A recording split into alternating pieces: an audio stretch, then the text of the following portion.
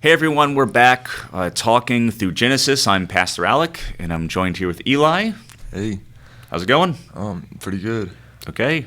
Yeah. You've been reading through quite a bit of Genesis at this point, and you are over a third of the way through, I think. Yeah. Genesis has 50 chapters, and you're kind of in the middle of the Abraham story. Right, yeah. All Figuring right. it all out. Okay, so what do you got? Starting with Abraham and Abimelech. Yeah, Abimelech. All right. Abimelech. So when he lied, told a half truth Told a half-truth. Yeah, we talked about that a little bit. Abimelech. Was there any reason? Did God test Abimelech by keeping all the women in his household from conceiving, or was that kind of like a punishment? Well, that's I think I don't know, maybe a sign more than anything else. But it's yeah. I don't think test is the right word. If anything, it's more of a warning. Okay. And if actually, could you take me to that? What verse that is? That very end of 20, or 18 at chapter 18, or verse 18. I'm sorry. For the Lord had closed up every womb in Abimelech's household because of Sarah's. Yeah. Okay. So Abraham's that's definitely, yeah. I would say that's a warning, punishment. Okay. So here's the deal. Think about what happens next. Isaac. Okay. So, Okay. this is really important here. Yeah. This is a place we see. I hope what you're saying is sometimes in your questions that sometimes we do. You first of all, you ask very good questions, but sometimes the questions that you ask we don't always ask, Right. and so we end up glossing over things and kind of skipping over them. So. Yeah. Okay, so we just referenced verse 18. For the Lord had closed all the wombs of the house of Abimelech because of Sarah, Abraham's wife. Right. Okay, next verse.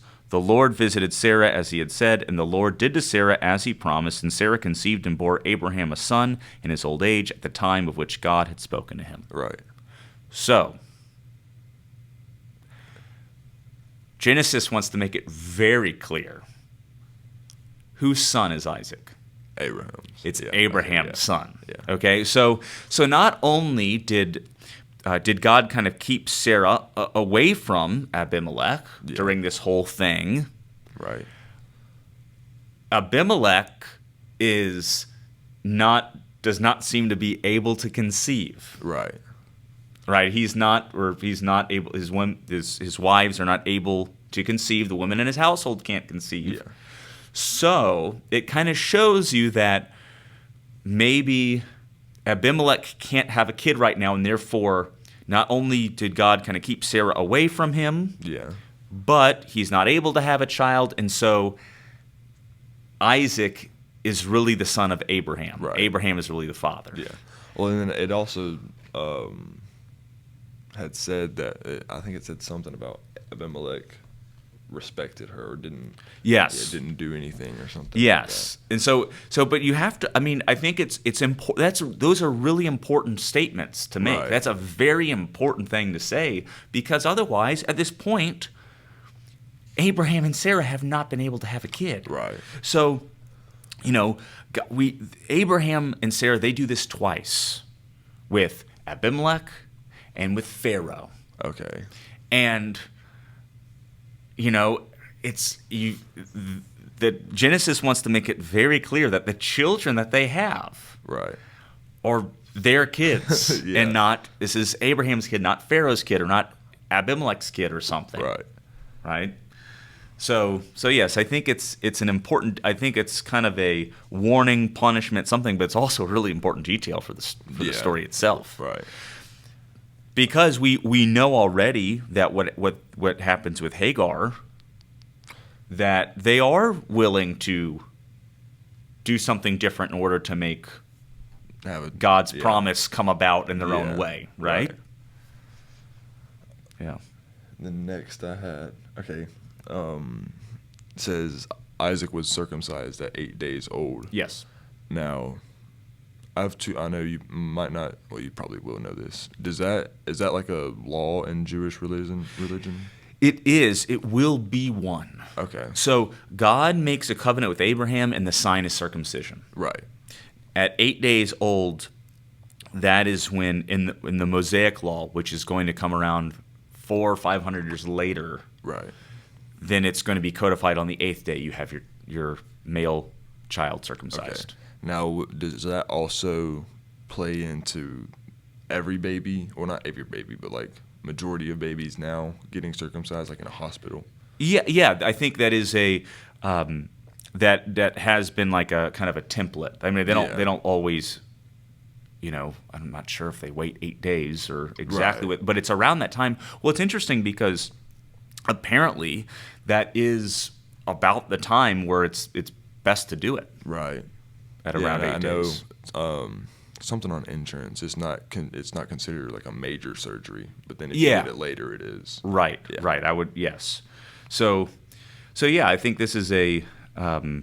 It's interesting because it's a practice that you see in the Mosaic Law. Right. It's a practice that you see before with Abraham in the covenant, and it was a practice that you saw kind of in the Middle East also, just generally speaking. Yeah.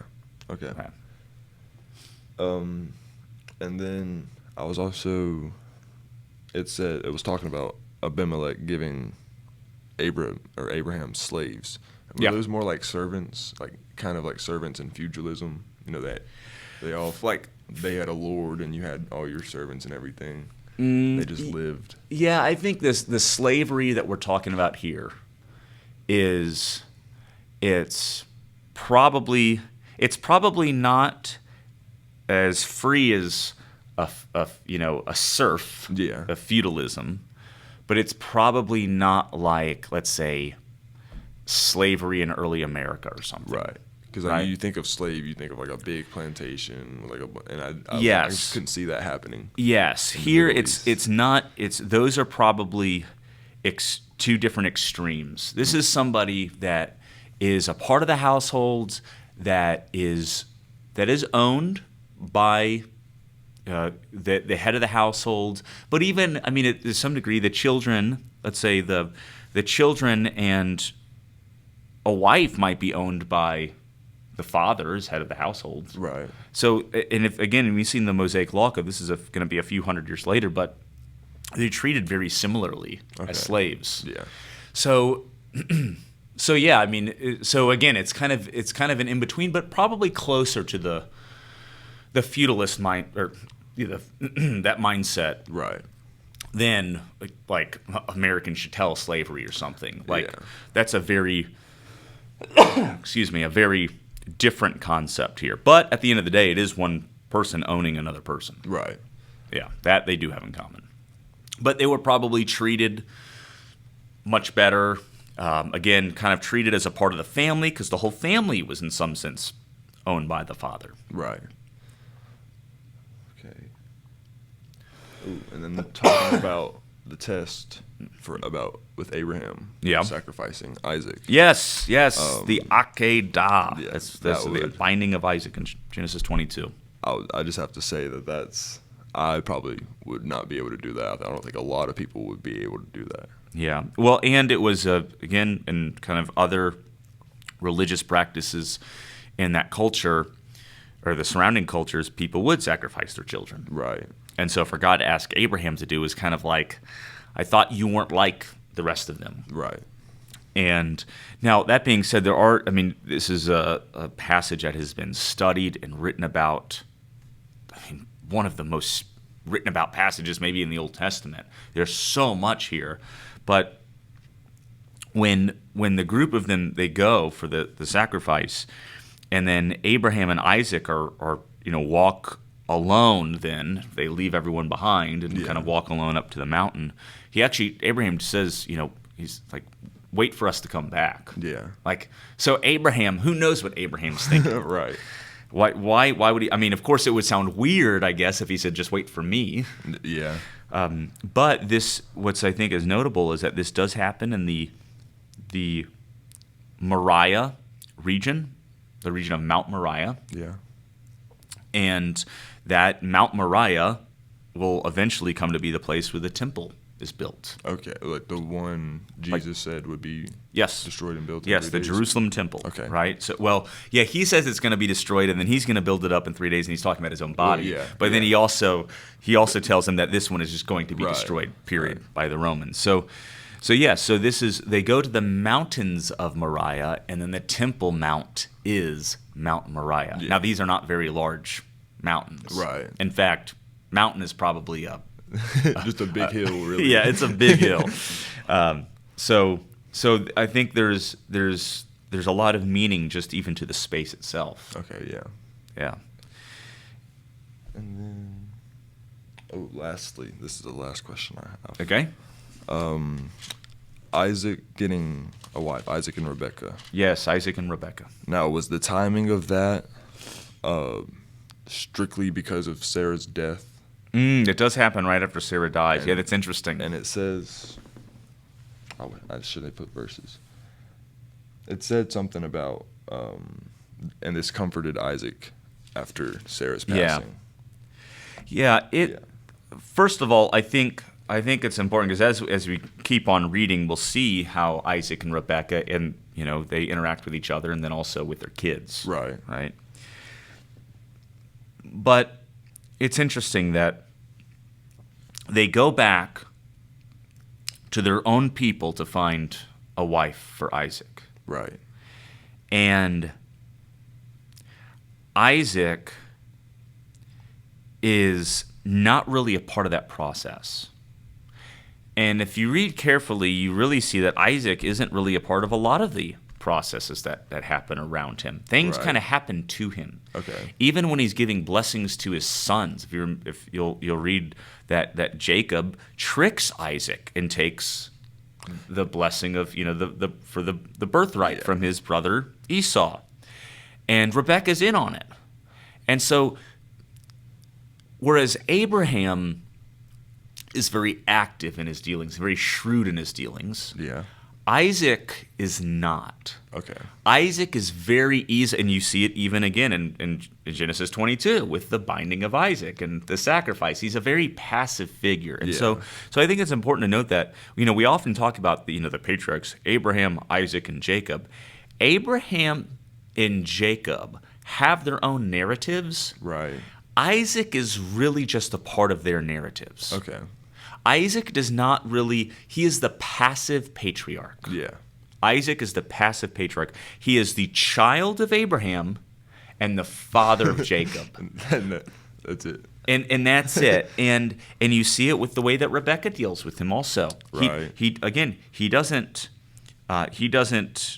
you'll see when you read Jacob his interactions with Leah and Rachel and how he works for his wives and all this stuff, and we can talk about what happens at the well.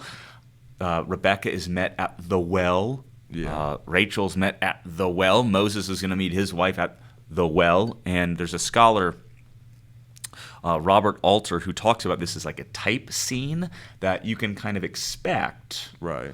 That if somebody's going to go to the well, they're probably going to find their wife. Okay. And that's what you expect. The man goes to the well. There's a woman there who maybe needs help, and he helps her in some way. Yeah. And then they get married. And you see this throughout the Old Testament with people. And it gets really interesting when you go to the Gospel of John and you read in Jesus with the woman at the well. Yeah. And so you think, is Jesus going to get married? Right. But then what's their conversation about? It's about where you worship, and he tells her about her history of marriage. Right? And so it plays off of that type scene. And so you get the same thing here, but even Isaac in his type scene at the well, it's not even him. Right. It's the servant. Isaac is the passive patriarch. Okay. And Rebekah is, we talk, Jacob. Again, we'll read about how Jacob tricks his brother and tricks his father, and you kind of see Rebekah is kind of orchestrating a lot of that. Jacob takes after his mom. Okay. And maybe Esau takes after his dad. And again, that's kind of the way that they're described. And Esau ends up being kind of passive. And so you've got Abraham and Sarah, who are very shrewd, Right. and then Rebecca, who's very shrewd, and Jacob, who's very shrewd. Right. And it's just interesting to kind of see those dynamics at play. Yeah. So I forgot what your actual question was. Oh, but- it was. I think it was about Isaac being comforted. Oh, yeah. So, So- sorry. I mean, no, well, it kind of So- answered. You could Well- have taken it like they did that for him because he doesn't do anything. In this sense. Yeah, that might be it. I mean, he's, it's interesting that it's right after. So you got the binding of Isaac, and then right after that event, that's when Sarah dies. Right. And there are actually some rabbinic scholars from early rabbinic Judaism, let's say 3rd, 4th century AD, who they would, in their writings, they would talk about why that event, why one took place right after the other one. Right. Because the whole ordeal actually shocked Sarah, and she fell down dead, and it killed her. Yeah. And there's a whole lot more that I won't go into about that. Interesting stories, but they're just stories. Right. But yeah, you kind of wonder, Sarah dies, and Isaac still doesn't have a wife, and so they find her a wife. Right. But it's, again, he's not the one that goes to the well. Yeah. The servant does. And also, you thinking back how he was almost sacrificed, and then his mother died. Yeah. And I wouldn't be talkative. I wouldn't be doing much if that happened Right. to me either. Yeah, So, he's had a traumatic Right. few years there. To say the least. Yeah. And then again, you have to think that he is also, you kind of have to wonder, Isaac is the child of promise. And so Abraham will get remarried and have more kids. Right. Okay. But it's Isaac and Ishmael that go and bury Abraham when he dies together.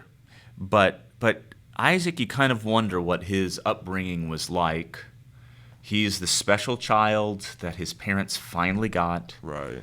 And you almost wonder if maybe, and I don't know, this is, of course, we can just kind of talk about this and speculate about Right. this, but you almost kind of wonder if maybe he was, if they, cared for his every little need and worry and Right. just kind of doted on him and just, and then finally Sarah dies, and now he doesn't really do anything for himself or something. Right. I don't know. Just sulking around a little bit. But that, I think those are the kinds of things to think about when you read the text. We get, this is not like modern literature that they're going to spell all this stuff out for you. Right. You kind of just kind of read it and kind of say, I don't have this detail. Yeah, you gotta paint a picture in your head. Yeah, you almost. kind of have to paint a picture in your head for it to kind of fit with our modern understandings of how stories work, and trying to, and also acknowledging these are real people. Right. And so there is going to be that real stuff that we experience. Yeah, like feelings and everything. Yeah, it's all there, and, Oh, and yeah. and you just don't really see it in this text here. Right. But you do see it in other texts. Yeah. So Oh yeah, that's all I had for today. okay, cool. Well, thanks for your questions, and Oh, we'll yeah. come back next time. And thank you all for joining us as we continue to read through Genesis.